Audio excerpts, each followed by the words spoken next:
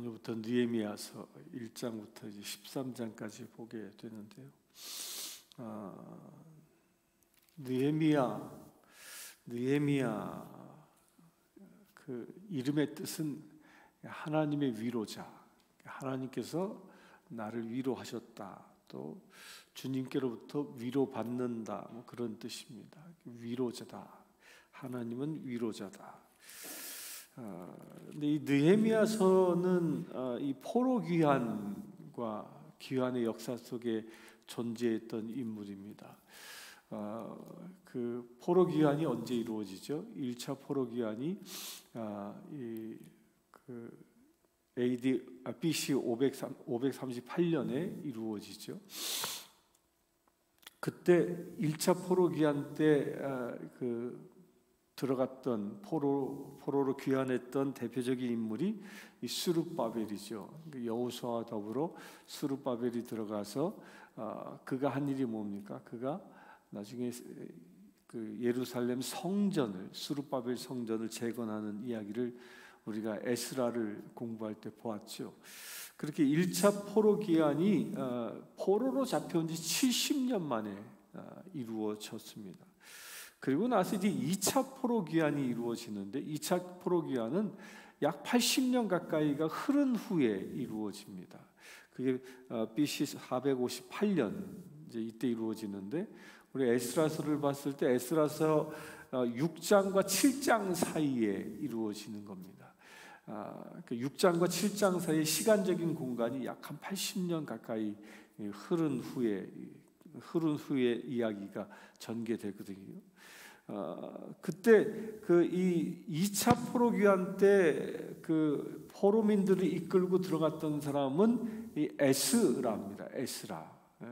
그 에스라는 이 율법학자였기도 하고 제사장이었기도 했던 사람이었죠.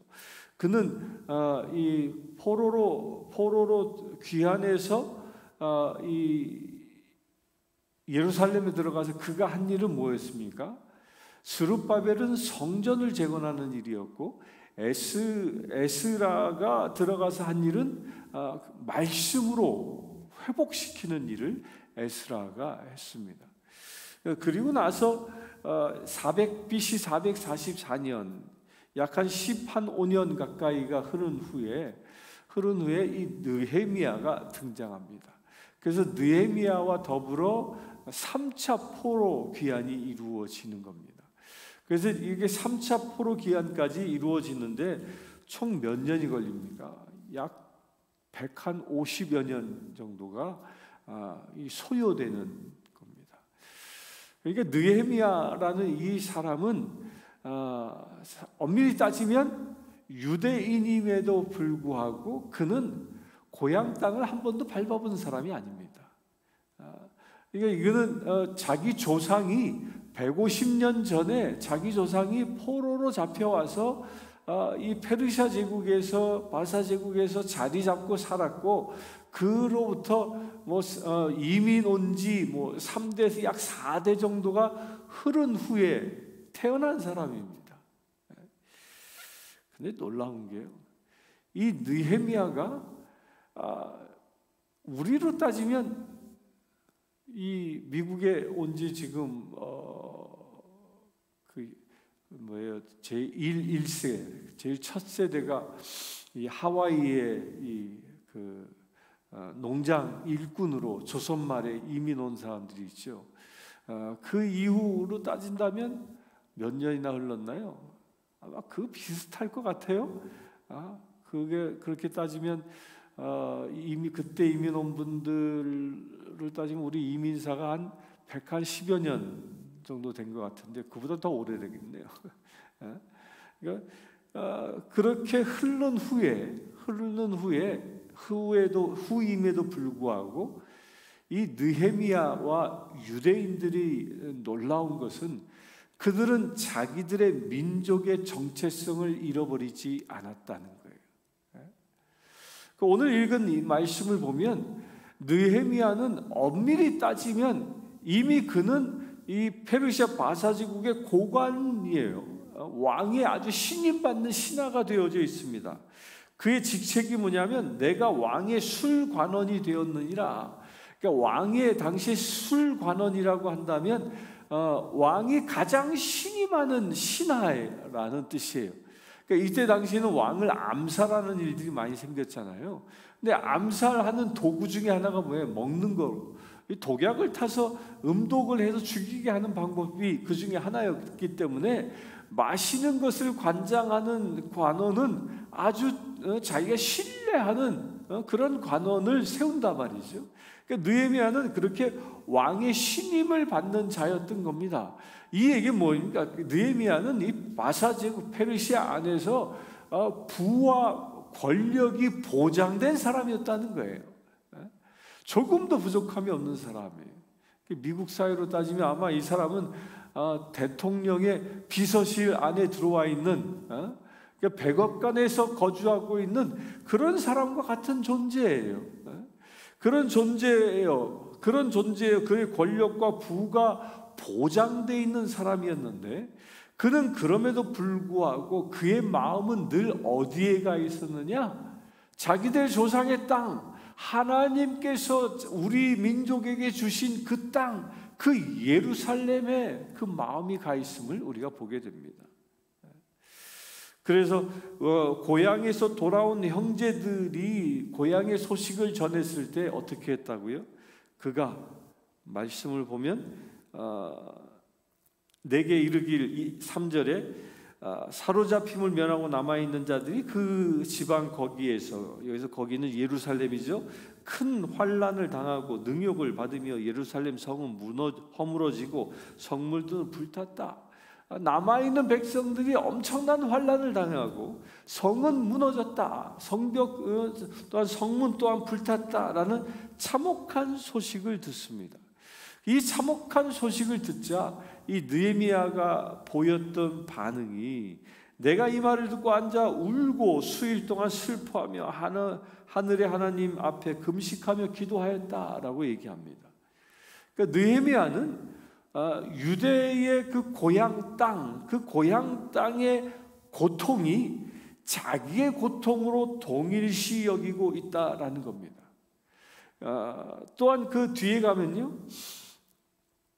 6절에 보면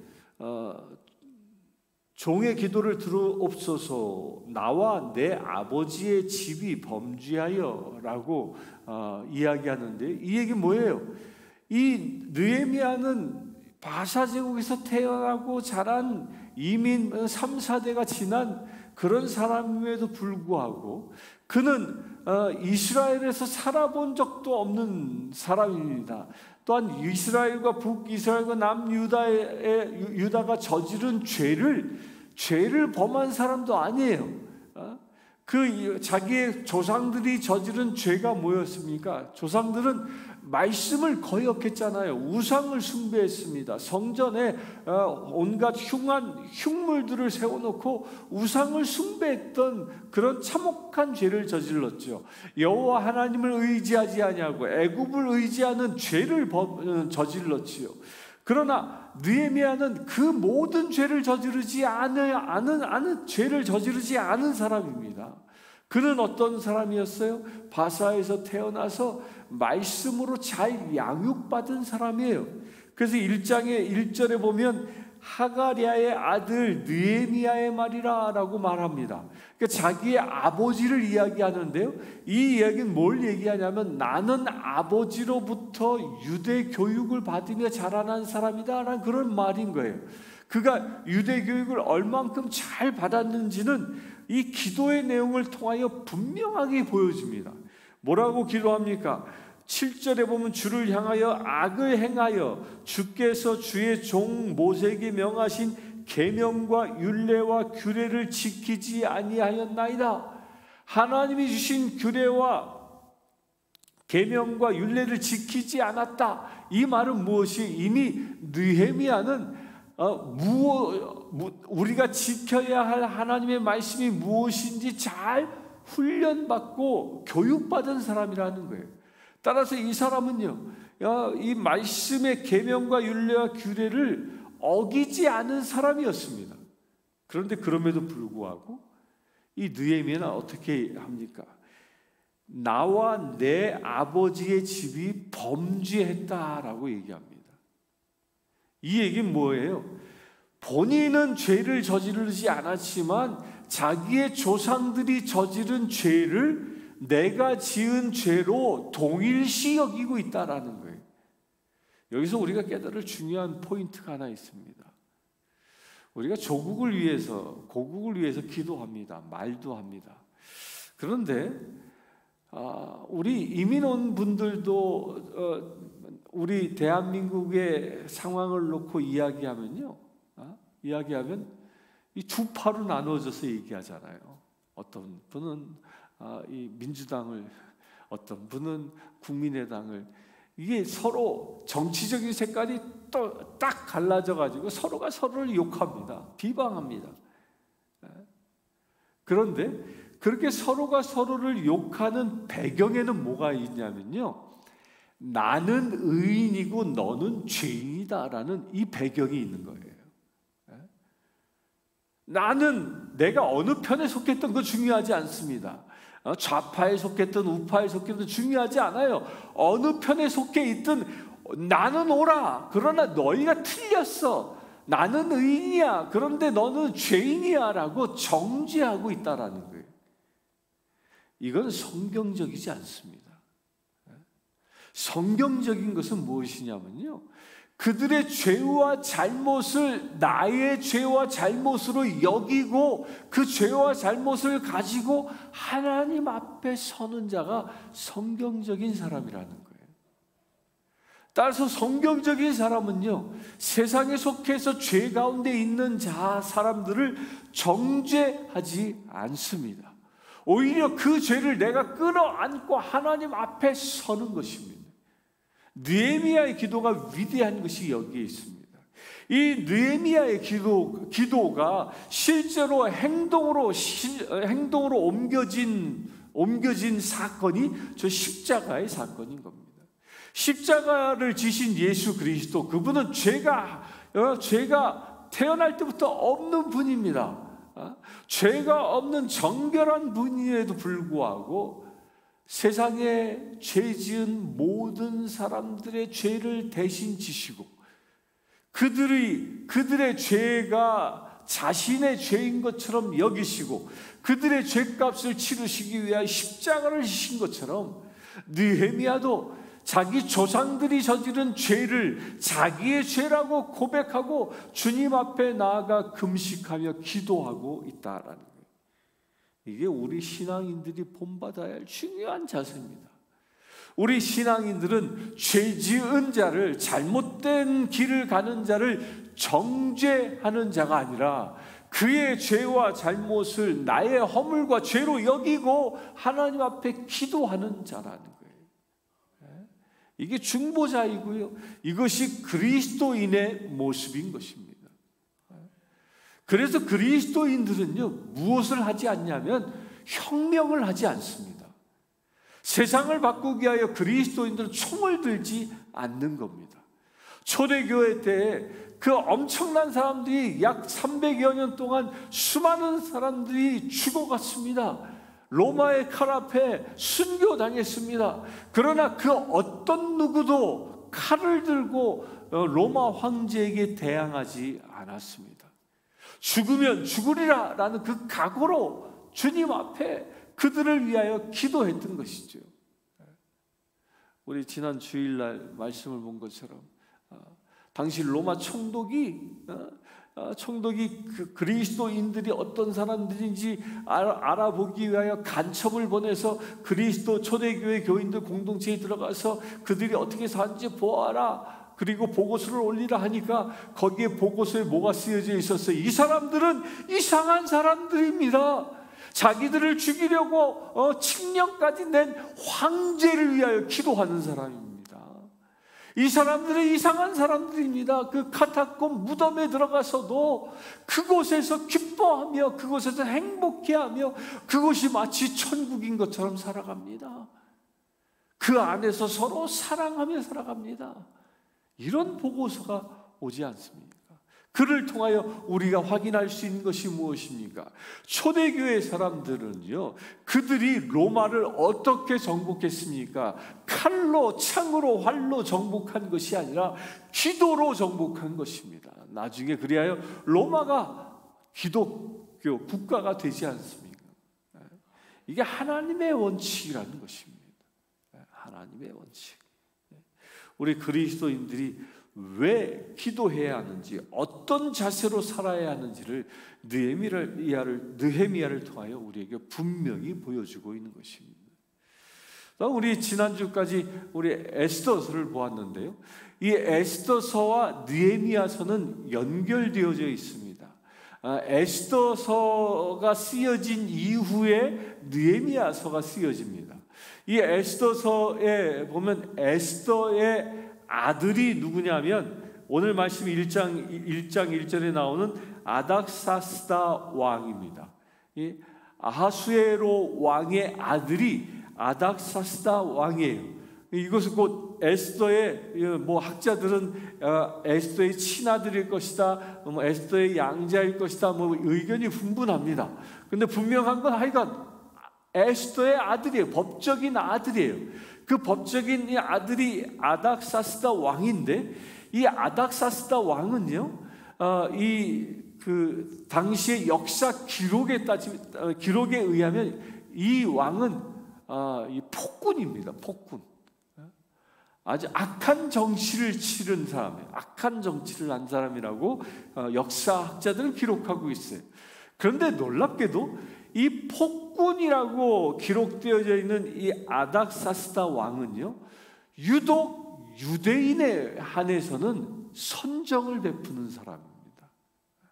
이 아닥사스다 왕이 어떤 일을 합니까? 아닥사스다 왕은 물론 귀가 얇아서 이스라엘 사람들이, 유대인들이 예루살렘에 포로 귀환으로 들어갔을 때 그 예루살렘 성전을 짓는데 필요한 것을 다 공급하기도 합니다. 그런데 사람들이 와서 또 막 그 방해하니까 또 거기에 넘어가서 중지 명령도 내리지 않습니까? 이런 사람이었어요. 귀가 얇은 사람이었어요. 그러나 그럼에도 불구하고 이 사람은 유대인들이 무언가를 하려고 하면 도와주었던 사람이라는 거예요. 그 유대인이었던 느헤미야를 중용했고, 그가 원했던 바대로 소원을 들어주는 일을 이 아닥사스다 왕을 통하여 행한다라는 겁니다. 이 말이 무엇을 의미하냐면요, 에스더라는 한 인물을 통해서 이스라엘 예루살렘 성전이 재건되어지고 예루살렘 성벽이 재건되어지는 모든 일들을 준비케 하셨다라는 겁니다. 무엇을 우리가 알 수 있습니까? 세상에 폭군이 나타난다 할지라도요, 하나님의 백성을 위하여 하나님께서 쓰시고자 하면 하나님은 그 폭군도 쓰시는 것입니다. 우리 이 사실을 믿고 기도할 수 있는 우리 되길 바랍니다. 우리는 누군가를 세상을 향하여, 세상의 정권을 가지고 있는 사람을 향하여, 세상의 어떤 권력을 가지고 있는 사람을 향하여 잘했다 못했다 판단하고 정죄하는 자가 아니라 그들도 하나님이 쓰시기를 기도해야 할 것이고, 또한 그들의 정죄를 부르짖는 자가 아니라, 정죄하며 심판하는 자가 아니라 그들을 위하여 기도하는 자 될 수 있게 되길 바랍니다. 그들의 허물이 나의 허물이요, 그들의 죄가 나의 죄로 고백하고 금식하며 기도할 수 있는 우리 되길 바랍니다. 그래야 진정 우리가 기도함으로 하나님이 일하실 수 있도록, 우리가 기도함으로 이 세상을 하나님이 변화시킬 수 있도록 그렇게 기도할 수 있는 저와 여러분들 되시기를 주의 이름으로 축원합니다. 함께 기도하겠습니다. 주 아버지 하나님, 느헤미야를 주께서 택하여 주시고 말씀으로 양육시켜 주셨습니다. 그는 비록 그의 조상들이 150여 년 전에 우상을 숭배하며 성전을 더럽혔던 그 패악들을 그가 저지른 죄인이 아니었음에도 불구하고 느헤미야는 그들의 죄와 허물들이 자신의 죄와 허물인 것으로 고백하며 금식하며 기도하였음을 우리가 보았나이다. 주여, 우리도 그처럼 되어지기를 원합니다. 느헤미야처럼 정죄하는 자가 아니라 중보자로 세워지기를 원합니다. 예수 그리스도께서 중보자로 우리의 모든 죄와 허물들을 지시고 저 십자가에 달리신 것처럼 우리 또한 그렇게 살아가기를 원합니다. 정죄하는 자가 아니라 내가 죄인임을 고백하며 말씀대로 살아갈 수 있는 우리 되어지기를 원합니다. 주여, 우리를 붙잡아 주시옵소서. 우리의 입술을 사용하여 주시옵소서. 온전히 중보자로 살아갈 수 있는 우리가 되어지기를 원합니다. 주여, 은혜를 더하여 주시옵소서. 은혜를 더하여 주시옵소서. 그동안 우리가 누군가를 욕하고 누군가를 정죄하고 누군가를 심판하고 누군가에게 불만을 표출한 것들이 있다면 그 모든 죄악들을 이 시간 예수 그리스도의 보혈로 덮어 주시옵소서. 회개하오니 주님, 이제는 그들의 죄와 허물들이 나의 죄와 허물로 고백하며 주님 앞에 금식하는 우리 되어지기를 원하오니 주여, 우리의 기도 가운데 귀 기울여 주시고 우리가 기도함으로 인하여 우리의 모든 주변의 죄악들이 떠나가는 역사가 일어나게 하여 주시옵소서. 우리 주 예수 그리스도의 이름으로 기도하옵나이다. 아멘. 우리를 끊임없이 죄인된 삶을 살도록 유혹하는 사단의 계략들이 있습니다. 내가 마치 의인인 것처럼 생각하게 하고 누군가를 끊임없이 정죄하도록, 그리하여 내가 높임을 받기를 원하는 그런 마음을 주는 그런 마음으로 유혹하는 사단의 권세들이 있습니다. 그런 모든 사단의 패역들이 우리 주변으로부터, 우리의 사랑하는 사람들로부터 떠나가고 겸손히 주님만 섬길 수 있는 믿음의 제들이 되어질 수 있도록 우리 이웃을 위하여 기도하기를 원합니다. 주 아버지 하나님, 우리의 사랑하는 이웃들에게도 느헤미야에게 주신 그 은혜가 이루어지기를 원합니다. 사단 마귀의 권세는 우리의 이웃들을 붙잡고 끊임없이 정죄하고 공격합니다. 심판합니다. 우리를 또한 욕하고 우리에게 악한 언행을 다합니다. 그런 모든 사단의 유혹과 시험으로부터 승리하기를 원하오니 주여 역사하여 주시옵소서. 우리의 사랑하는 이웃들이 변화되어질 수 있도록 은혜 더하여 주시길 원합니다. 저들이 더 이상 사단의 포로된 자가 아니라 주 안에서 자유함을 입을 수 있는 믿음의 세를 되어질 수 있도록 아버지 축복하여 주시옵소서. 이 시간 나자렛 예수 그리스도의 이름으로 명령하니 우리의 이웃들을 붙잡고 유혹하며 사단의 포로 삼으려 하는 모든 사단의 권세들은 떠나갈지어다. 주님 역사하여 주시옵소서. 참으로 죄로부터 자유함을 입게 하시고 온전히 주님의 자녀들로 거듭나는 역사들이 우리 이웃들에게 일어날 수 있도록 아버지 축복하여 주시옵소서.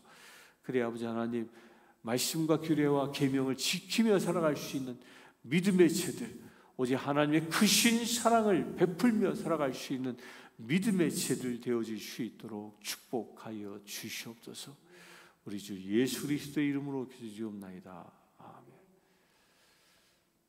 축도가 끝나면 각자에게 주신 기도 제목을 가지고 충분기도 하겠습니다. 지금 우리 주 예수 그리스도의 은혜와 하나님의 크신 사랑과 성령 충만함이 늘 예수 그리스도의 마음을 가지고 중보자로 살아가기를 원하는 주의 사랑하는 모든 제들 위해 지금부터 영원토록 함께 하실지어다.